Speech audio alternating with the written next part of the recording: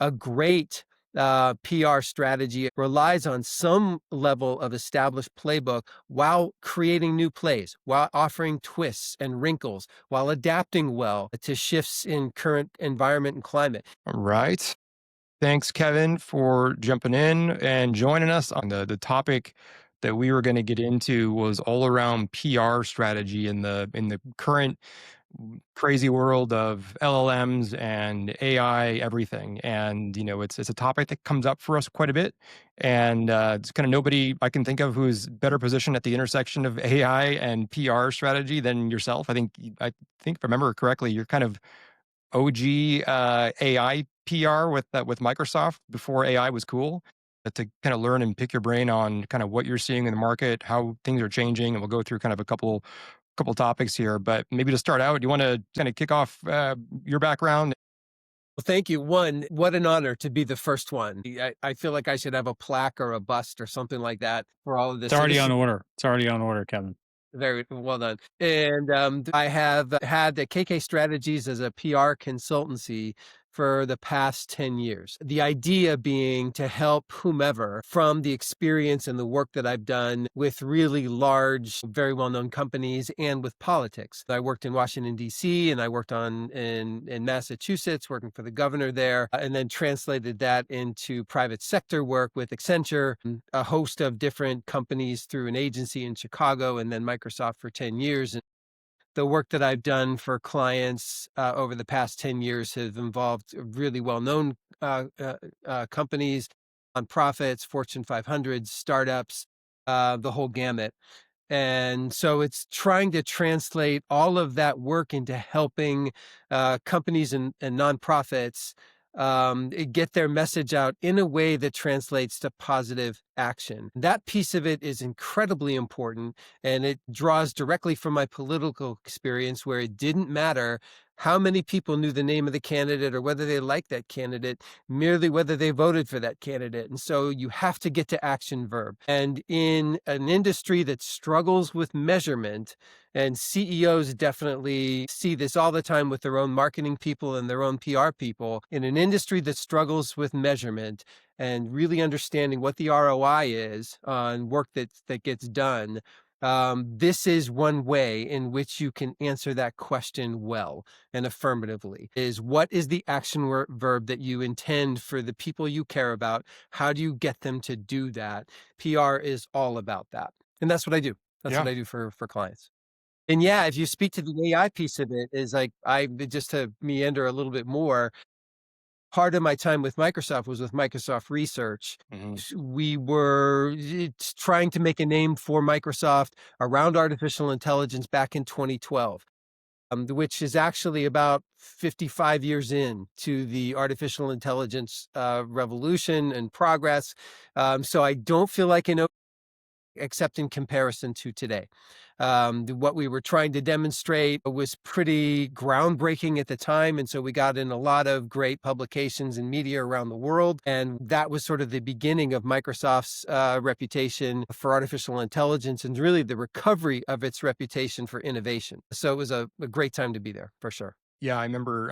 Again, we did a bunch of work, obviously, and came across each other in the healthcare space. And again, I remember that was some of the initial conversations around kind of what that was like at the time. And it sure feels like today is, there's obviously a much more attention now on that space and how you navigate probably the same set of challenges around policy and privacy and all sorts of things are probably just like everything kind of magnified more so today. But maybe as like a segue here, but the next maybe I'll ask this like a more of like a remedial question just to kind of anchor maybe where we go next is if you were to describe to somebody today, like what is PR today? I think that would be helpful for even like my own brain to kind of orient around because I kind of can kind of go different directions with it and I can kind of easily say, PR is dead. Nobody cares about PR anymore. Mhm. But I could also see the argument of like, well, maybe it's more important than ever. And so that's how do you, if you're explaining us, if we didn't know what PR strategy was, what would you tell us today? And even like related, how has it changed more recently? Hard to answer this one succinctly. So pardon me while I meander just a bit. This is one where context becomes everything because even since its first origins and discussions like in the 1920s coming out of World War I, where public relations was being understood as a tool that corporations could use effectively to influence buyers and as an adjunct and a complement to advertising and other forms of marketing. It is a way for a company to speak directly to audiences that matter. And so that is specific as you would want to get, because the channels keep changing over time and will continue to keep changing. And back in the day, it would have exclusively been about print media. And television came, then radio. Well, radio came before that, but then television, then the internet, and then online media, then blogs, and so on and so forth. In each instance, there has been a wave of soothsayers talking about how, oh, something has changed dramatically, everything is different in this fast changing environment. You simply have to go to LinkedIn and read the first 3 paragraphs of anyone who tries to call themselves a thought leader in this industry, and you see the same thing. That song has been sung for decades. So you should understand PR as a thing that constantly must evolve in as far as tactics are concerned, but foundationally, it's all about trying to connect to audience that matter to you in a way that will matter to them. And so you think in terms of influencers, for example. That is a term that seems to be relatively new, whereas the concept of it is not new. Where print newspapers might have been, where print might have been the thing at the time. If you got in the cover of Time magazine in the 90s or 30s, then that would have mattered intensely. If you got in the cover of Fortune or Business Week in the 90s, that would have mattered and changed things for you as a company. Today, who influences your audiences still matter to you. They are simply different, and they might be a much smaller number. I had a client in the quantum computing industry that was struggling to understand why it was getting such terrible press. And digging into the research, it turned out that there were 12 professors in computer science across the country who key reporters looked to for sourcing and for background and for commentary and for explanation. Those specific 12, there were 12 of them, that number. Those specific professors didn't like the way this particular company went about quantum computing, and so they ended up undermining that company all the time. It was about building PR strategy for that company, was about building a relationship with those 12 computer scientists so they could understand the company better and how it went about its business. That ended up helping to flip its reputation. That is an example of how you take the idea of who influences your target audience in a very creative and very targeted and tailored way. So hopefully that answered your question, but the idea is you have to understand who your audiences are in the first place and what you want them to do. Then you have to understand what's going to move those audiences, who influences them. Is it pastors? Is it community leaders? Is it union leaders? Again, the political model, thinking in terms of a political campaign, is very helpful to map onto any particular company strategy where an audience matters to you and you have to figure out how to take them from point A to point B. Yeah, I guess a related question for me is like how do we think about when I think about PR, if I were to answer that question myself 10 minutes ago, I would have said, well, you mean like PR Newswire and like, the $5,000 shakedown I got to give to them. And then if I want to go change and, change a word on the publication, I got to pay them $500. Like that PR strategy. Cause I don't like that PR. Is that what's different on even like the distribution channel itself? Are there different ways to get that message out there today? Are there certain ways that are more effective than others? Is it actually just different? You just go to LinkedIn now and you kind of put your announcement on LinkedIn and that's PR strategy? Or how do I think about more of like the more like the tactics, I guess, is maybe Amen. the question Yeah. there. So this is where I feel like my colleagues and I owe an apology to our clients and to most business leaders, because the impression remains that this is what PR is, when most PR professionals would try to dissuade you from a strategy that's centered on that. We wouldn't want you to go and just draft up a whole bunch of press releases and pound them out and then hope that somebody would see them. And yet, tragically, that's what a lot of companies resort to. And it ends up being Hmm. expensive and generally a waste of money. The first step really needs to be, again, going back to who matters to these people. It might be a set of industry analysts. It might be a few local reporters. It might be certain investors, venture capitalists, for example, or private equity leaders. And it is all about finding out who those people are and then figuring out what to do to get those folks on your side, to be aware of who you are and what you do, to advocate for you. And here's the thing. It might not necessarily be a PR strategy as classically understood that gets you there. And so there needs to be some sense of responsibility and dedication to the client where you're honest about that and you're transparent about that. That in fact, it isn't a classic PR strategy. The press in this instance, whatever that instance might be, may not matter. What may matter is 5 or 6 people that you can just like have coffee with and go build relationship with them and then flip them. And then when it's time, then think in a broader way about how you get credit in broader channels that reach different audiences when those audiences matter to you. If we think about healthcare, for example, Mike, just thinking about Providence and Lumedic and Tegria, we understood right away that there was sort of a set of concentric circles about who the key influencers were, really at the core being most healthcare executives who were watching each other and then often patterning themselves after their behavior. There were a lot of fast followers out there. Then there was Epic Systems, which we understand to be a powerfully influential person with Judy as their founder CEO. And then there was McKinsey. And so we had this set that we had to understand that no amount of press coverage would overcome because those core people wouldn't flip. So we had to think differently about what our communications and marketing strategy needed to be successful.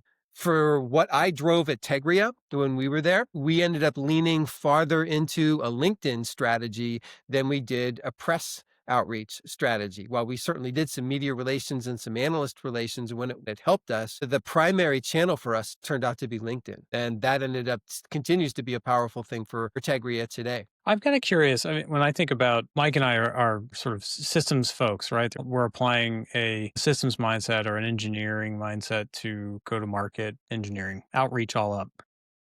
Yet at the same time, we face the same kind of challenges when it comes to sometimes finding the business value and the proof that a strategy is actually working. Of course, a lot of times it manifests in leads, it manifests in some sort of tangible metric of demand.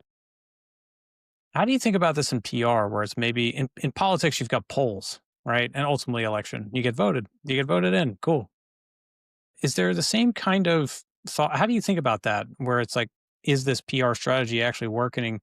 If you take it to the commercial side, right? Is there a way to think about that that's um, maybe not as straightforward as like as leads that land in the basket, but I think this is the big challenge that marketing all up has, which is trying to prove, even though you have this anecdotal kind of awareness building that's happening that we know over just takes a lot of time to build it. And then eventually they just start coming your direction. And then all of a sudden it's kind of a storm. But I have to imagine this challenge is really poignant in PR because some of it is like so much of it is leading edge of the efforts that are out there and really change opinion of your buyer base. And it helps though if you follow two really important principles. One is that your PR should be closely integrated with your marketing. There are folks out there who might advocate for some sort of separation, as if PR was a thing that needed to be sort of detangled from marketing. I actually believe, especially for mid-market companies, for most private companies, there needs to be total integration and alignment as far as what marketing efforts are and how PR can help to support all of those and help enhance and drive those. If you think about a classic funnel, you can imagine PR as what gets you to the top of that funnel, and then you rely on your marketing colleagues to sort of bring prospects all the way through to become buyers. Can also help all the way along that journey in providing a sense of assurance and a sense of reaffirmation. This is a company that's for real. This is a company that's had external affirmation and validation. I can go to certain clients that have been promoted in the press to get some sense of connection and sort of see whether that feedback was genuine. So there's an awful lot of partnership that can happen toward driving business and not just introducing people to the company for the first time, and sort of creating the atmosphere for, just to use a different analogy, preparing a field for sowing and then for harvest. It's some of that, but it's also all the way along the journey too, because, as we all know, prospects get cold feet. And if somewhere along the journey, there's an article or an opinion piece or a LinkedIn post or a client success story that pops in at the right time, that can help that prospect to move along. And so the best PR is sensitive to that and builds campaigns around all of that, where we might think both in broad terms of, think in terms of all healthcare CIOs, for example. That's a big group. But then you can think about campaigns targeted that way. You can also think about campaigns of healthcare CIOs who happen to be in the Bay Area, and you can think about what needs to happen on that front, or campaigns for CIOs who happen to listen to 3 or 4 different podcasts and try to align that way as well too. You can target pretty well. You can borrow an awful lot of technique from marketing and advertising folks to drive PR and vice versa. But PR absolutely should be sensitive to and supportive of and driving business generation, lead generation. It should be moving people through the funnel 100%, while also thinking about things like reputation, crisis, community reputation and community involvement, corporate social responsibility, and things like that, executive platform. The basics of PR all need to be in place at the right times for the right audiences, while also thinking first and foremost, making sure that business is successful. Did that make sense? Yeah, I think what I'm wrestling with is so much of what we are observing is that the need for content today is more important than ever, but it has to be quality content and it has to help build your authority as an industry trusted leader. Being able to see people and being able to have these kinds of interactions is important. And so, is there actually like a reputational aspect to this that we should think about, or is that just a different aspect of PR strategy, or is there a different way to think about kind of what? It's a different way to think about it and the purpose of the channel when it comes back to the authority that we're trying to go build for businesses and brands. Right. This all comes back to credibility. Now, the word of the moment is authenticity, right? We want our political candidates to be authentic. We want our business leaders to be authentic. We want our sports stars to be authentic. That word is definitely a word of the day, but it has its historical echoes in credibility. And you have different weights for which channels are more credible than others. And a good PR person is going to lead you into those areas that are most credible, that also happen to have some level of risk to them. For example, if you go on a podcast with your best friend, you will get all softball questions and you will look great. If you go on someplace with Kara Swisher from the tech world or from Joe Rogan, you might get questions that challenge you a bit more, but that have a reach and a credibility and showcase you in a way that has greater impact. Again, this comes down to what you're looking for. What are you trying to do?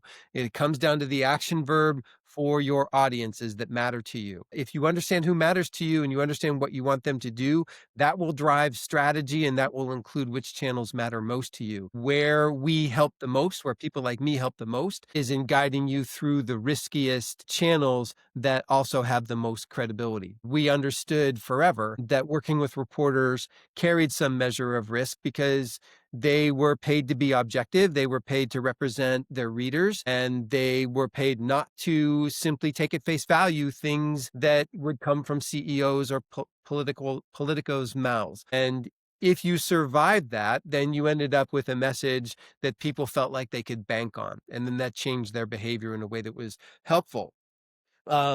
Those principles absolutely still matter, even if the channels might change. And determining which ones are the right channels for your company is something that people like me will help you do, and then help you get through it as well. I'm curious, to what extent?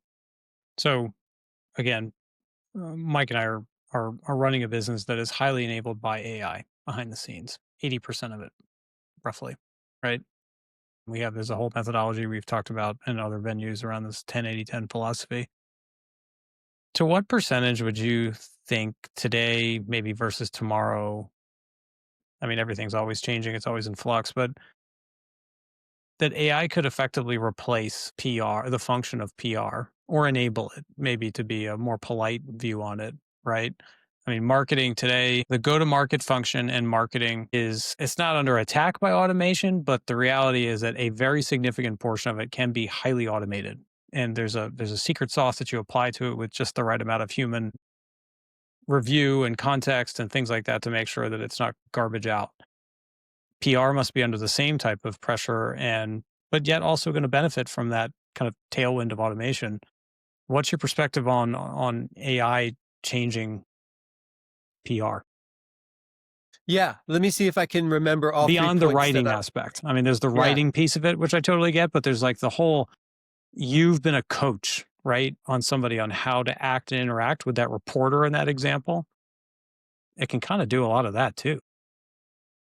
So let me see if I can remember all the points I want to make on to that. But let me dismiss the creation piece right up front, which is right now, this may change, but it may not. Right now, the writing level for most LLMs is intern level. So you can ask it to write a press release, you can ask it to write a LinkedIn post, and you will get something that you will have to heavily edit. And not just fact checking, but also stylistically. It will sound like something that people will be unwilling to read at first draft. So long as you're prepared to do the editing work and to focus your effort that way, then it can be helpful.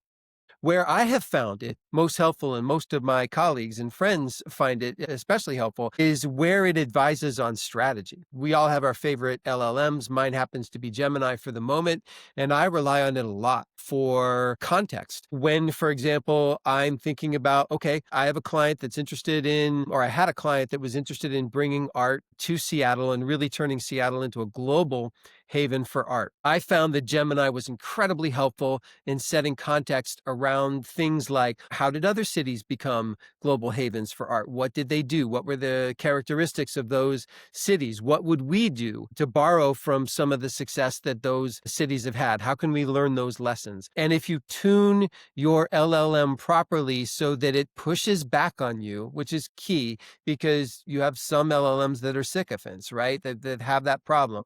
So long as you handle it like a grown-up, you can get great feedback and great guidance and advice that can drive your strategy.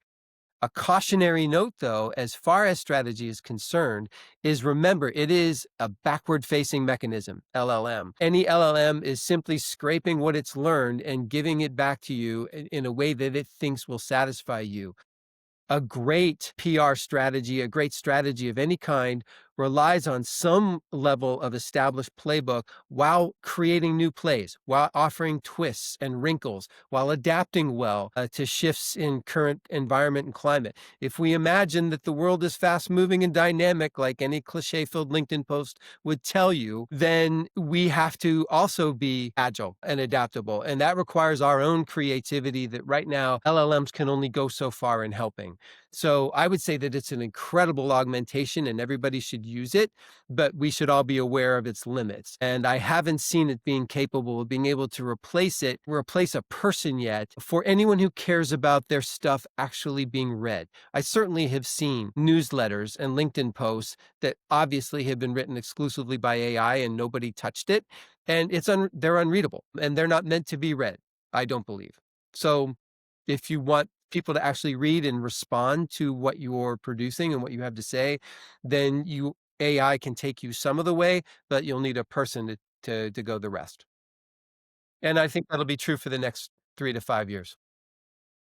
Yeah, I think the on the content side, the thing that we keep kind of bumping into is, the comment that you're it's like number one objective if you're using AI to go scale your content creation is the output that comes out of these things cannot be immediately detectable that it is purely an AI article. Because if it does, you've lost complete trust in that audience. Like because they are going to assume everything else in that article, in your company is I think there's, it's interesting that I think our AI detection, senses are probably at heightened level right now for sure. And I totally agree with you. Like I bounce off of LinkedIn almost instantly now when I open it up because I just don't, I don't know, either I'm in some weird corner of the universe or I'm just being fed a lot of stuff that's all garbage, or, that's just the reality of those platforms now. But I totally agree with you that there's be able to do it well. Remember the push-pull of technology, and remember also, as soon as I said the words 3 to 5 years, I was like, "Yeah, right, that's gonna be sooner, isn't it?" I mean, Yeah. is Yeah. is that so far generative AI has been surprising in how fast it's been able to progress. So that's one piece, is that we're a bit more willing than we should be to dismiss technology in favor of humans. It's there's a song about a railroad guy, and I can't remember his name now, so I'm not even going to try it. But that tension has always been there and it continues to be there. The second piece is too, is you also can get an LLM to train well on your voice. Again, back to the piece around authenticity and credibility, to the extent that it learns your voice. And in some ways, there's an analog to any PR person learning your voice and being able to write in your stead in a way that sounds like you, which is every PR person's goal. An LLM can be trained to do that to some extent. So it does require a measure of work and investment. There is no LLM that out of the box can do that sort of thing for you, but LLMs can do that. So I will offer some sort of optimism about what LLMs can do, but it just requires that much more effort on the part of the executive who really wants to use it. Don't rely on its sort of generic feedback. Train it on your voice. First of all, have a voice. Be a challenge too. Like, what do you singularly have to offer to the world that's a perspective on any particular issue or community or something like that? Know that, understand that. I can help you. PR people can help you tease that out and help you be your best self when speaking to broader public audiences. An LLM can help do that too. It just takes a bit more work because it often tends to want to regress back into what it just scraped. I find that too, that you have to fight with it a little bit when you train it. Yeah. Hey, Kevin, go back for a second. Something I want to dig into because I think it's super interesting and might be a way to even wrap some of this. We come across, I mean, every client we've worked with so far has the same problem from day one, which is that they have no idea who their ideal customer is. Mhm.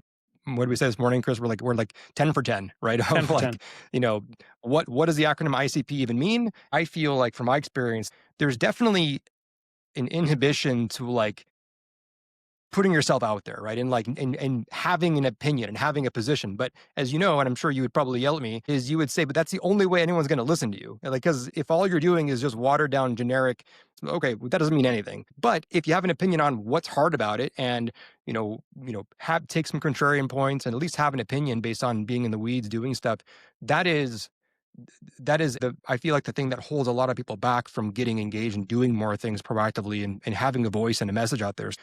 I think even just early on getting involved to help leaders and businesses figure out what that voice even is, to me, Chris, feels like it's a natural extension of the ICP work that we do of just like not only who are your customers and who ideally going after, but as we think about the way you position and build out your messaging framework, what position should you have for that audience? Again, that is natural and it's not forced, but it's like we all have an opinion on what matters and what doesn't right now. But I've not thought about kind of how do you actually figure out what the business wants to go stand for and believe in? Because that's the stuff that you can use to rally an actual audience around. That's not just a generic message. But Yeah, does that the thing make I sense wanna as far as a Yeah, the thing I want to underscore is that doesn't require controversy or a fist fight with anybody. You don't have to go out and be like, just name a couple of CEOs that are loudmouths out in the industry. If I think back to before Accenture was Accenture, when it was Anderson Consulting, our proposition to the world was that technology is what is driving strategy today. And we were making that case in the mid to late 90s at a time when convention was very much the other way around. And the McKinseys and the Boston Consulting Groups of the world were poo-pooing that very notion that strategy is something that we set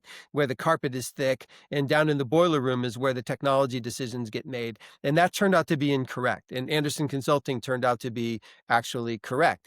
And so that was a worthy flag to plant. That was a worthy voice to have. And that was something that we pushed across all of our media relations, as well as our advertising, as well as our sales pitches.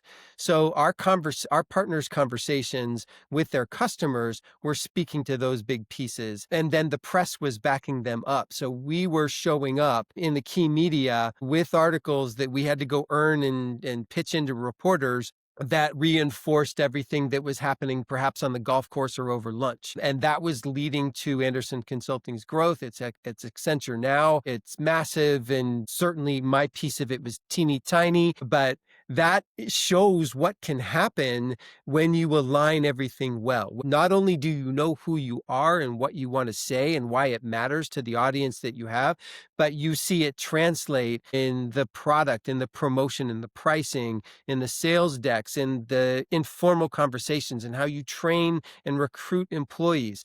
All of it is integrated. And so when I talk about myself as a PR consultant, I'm actually bringing all of that experience to the conversation. And it is far more than, which publication do we think we can get a story out of, or media training you or helping you to deliver a good speech. It is about how do you tell a story that actually syncs well with everything that you are, and just has exponential impact once people see other ways in which they get touched with that message.